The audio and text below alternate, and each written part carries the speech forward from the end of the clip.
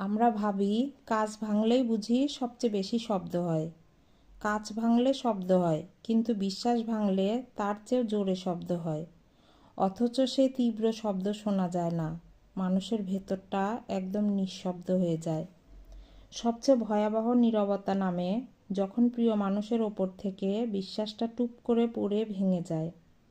কাছের মানুষটার প্রতি আপনার যে ভরসা ছিল তা এক নিমিষেই ধুলোয় মিশিয়ে যায়।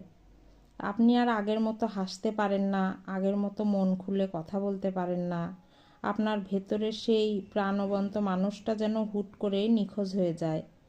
একবার বিশ্বাস ভাঙলে এরপর পৃথিবীর সব মানুষকেই সন্দেহভাজন মনে হয়। মনে হয় ও যদি এমন করতে পারে তবে বাকিরা কেন নয়। বিশ্বাস হারানো মানে শুধু সম্পর্ক হারানো নয়, নিজেকেও নতুন করে চেনা। এই চুপচাপ মরে যাওয়া থেকে বেঁচে ফিরতে সময় লাগে। কিন্তু মনে রাখবেন, যে মানুষটি আপনার সততার অমর্যাদা করেছে সে আসলে আপনাকে নয়, নিজেকেই হারিয়েছে। হারানোর পাল্লাটা কিন্তু তারই ভারী।